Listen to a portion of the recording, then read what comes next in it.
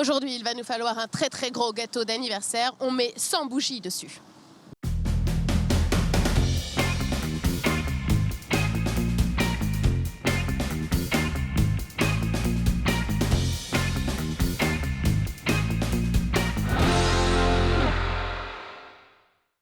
Bonjour à tous et bienvenue dans Sur Place, l'émission qui se déplace au gré de l'actualité. Aujourd'hui, on va vous parler cinéma. On est devant le cinéma Le Concorde, juste entre la place Zola et le quartier Chantenay. C'est un cinéma de quartier qui fête cette année ses 100 ans. On va vous parler de son histoire et aussi de son avenir. C'est parti, on y va.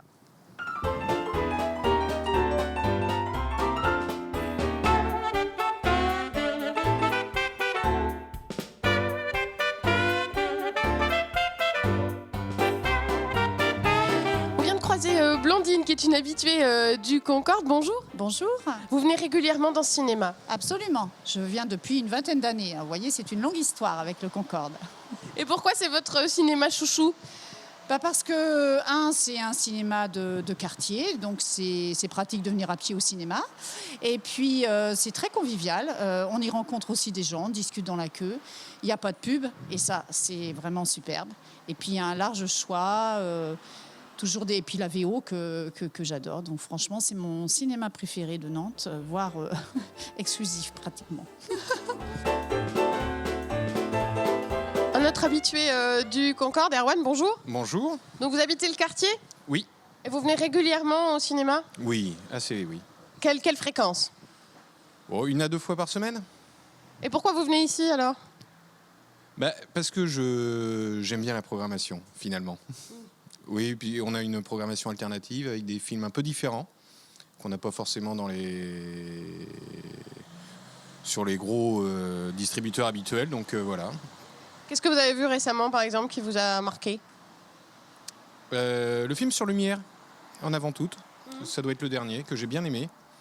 Donc, qui n'est pas passé forcément ailleurs, en plus. Qui n'est pas passé forcément ailleurs. Mais belle leçon d'histoire.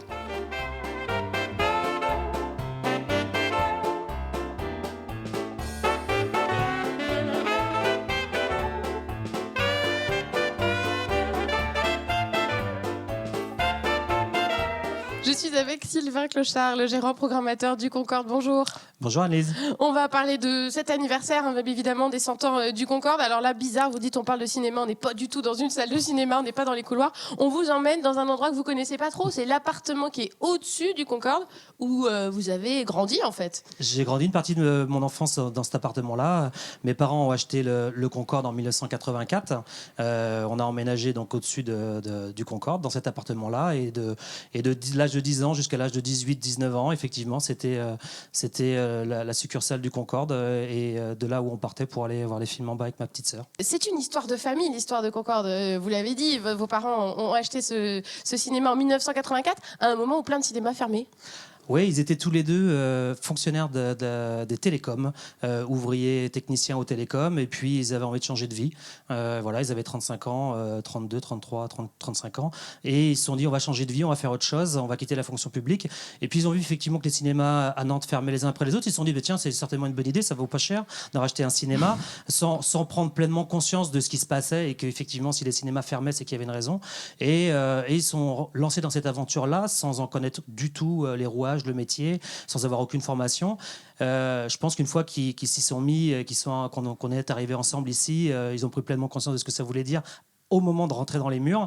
Et en même temps, tout s'est quand même bien passé puisqu'aujourd'hui le cinéma est encore ouvert et que ça marche il est toujours debout. Ouais. C'est génial pour un enfant de grandir dans cet environnement, de juste descendre les escaliers et de voir les films qu'on veut. Et puis à cette époque-là, la programmation que mes parents ont proposée, c'était les films qu'eux avaient envie de voir. C'est-à-dire c'était tous les grands classiques du cinéma, les films cultes des années du début du cinéma jusqu'aux années 80. Et moi j'ai grandi avec ça, avec tous ces grands films-là, de Bogart, Ottaviani, du Fassbinder, mais des films musicaux comme les films des Who, des Clash, les Blues Brothers. Je regarde un souvenir impérissable. Donc j'ai grandi là-dedans. Voilà. Donc c'était tout naturellement que vous avez repris le flambeau? Pas tout naturellement, non. Ouais. Pas tout naturellement. Je m'étais toujours dit que je ferais autre chose. J'ai fait autre chose. J'ai fait des études de sociologie et je me destinais plutôt à aller là-dedans.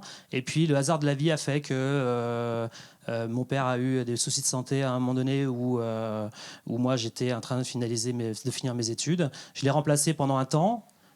pendant 8 mois, c'est quand il s'est fait opérer du cœur. Et puis après, je suis revenu faire autre chose et je lui ai redonné les clés. Et puis au bout d'un an, il est venu me voir et il m'a dit écoute, voilà, je suis trop vieux pour continuer.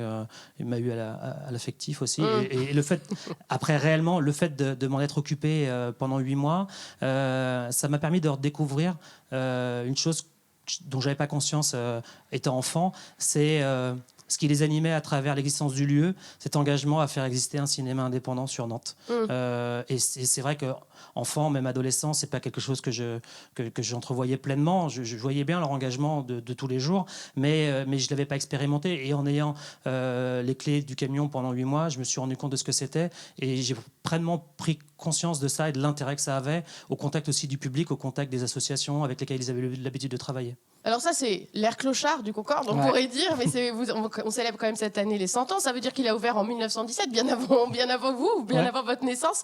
C'est quoi l'histoire du Concorde au démarrage? Qu'est-ce qui se passe en 1917? Alors elle démarre même avant 1917, elle démarre en octobre 1916. On a les traces dans les archives de Nantes d'une demande d'une personne militaire démobilisée qui vient voir la propriétaire du lieu, qui à cette époque-là n'est pas un cinéma mais était un dancing. Cette personne démobilisée qui a un projecteur Pathé 8 mm vient voir la propriétaire du dancing et lui dit voilà, écoutez, si ça vous intéresse, le dimanche soir à la fin du bal, je vous propose qu'on fasse une petite projection avec le projecteur. Ça démarre a priori comme ça. On n'a pas pleinement trace de ce qui se passe.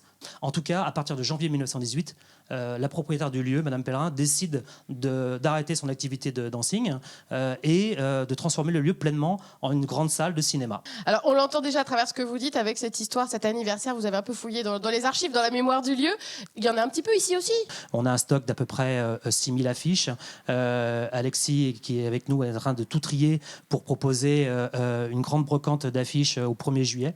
Après, pour ce qui est des souvenirs, oui, il y a quelques photos, mais il n'y en a pas tant que ça. Oui, c'est ça. On a du Jean-Luc Godard. Ouais, quand même. Du Jean-Luc Godard. Jeanne Moreau. Ouais, quand même. Jeanne Moreau, qui est venue au Concorde. Là, on la voit peut-être pas beaucoup, mais Jeanne Moreau, retrouvons... Tout en bijoux, tout en fourrure. Tout en cuir. Et tout en cuir aussi, ça c'est pas mal. J'ai le souvenir de l'arrivée de Jeanne Moreau dans le hall du Concorde quand j'avais 13-14 ans à l'époque. Quand elle s'est garée avec le taxi juste devant le Concorde et qu'elle est descendue habillée tout en cuir, je dois avouer que ça m'a fait quelque chose. Bah ouais, voilà. Ça devait être impressionnant. Ouais, quand même, c'est pas mal.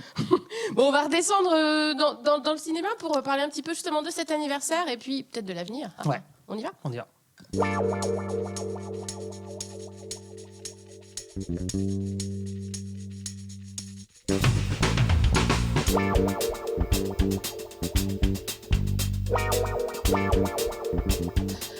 On est installé maintenant dans le couloir tel des réalisateurs, là, dans nos fauteuils.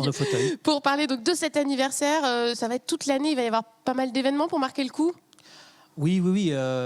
Fêter l'anniversaire sur un seul événement, c'était très compliqué. Le cinéma n'est pas très grand, du coup, on aura créé un gigantesque embouteillage. Donc, on s'est dit qu'on allait le fêter sur une période un peu plus longue. Le point de départ, ça c'est très important parce que le point de départ, c'est donc vendredi 24 mars à partir de 20h à la fabrique de Bellevue-Chantenay, olympique. Et il y aura quelques courts-métrages quand même. Et puis, il y aura évidemment du mix. Et on fait une soirée festive. Le bar en bas de l'Olympique sera ouvert. Et par ailleurs, il y aura quelques petits trucs qui s'installeront dans le bar, comme un vidéomaton pour que le public puisse nous laisser ses souvenirs de cinéma. Et puis on exposera quelques affiches du stock du Concorde, voilà, qu'on a pu voir là-haut tout à l'heure. Ouais, parmi les plus chouettes et les plus incroyables qu'on ait trouvées dans le stock. Alors il va y avoir aussi une grosse fête en septembre.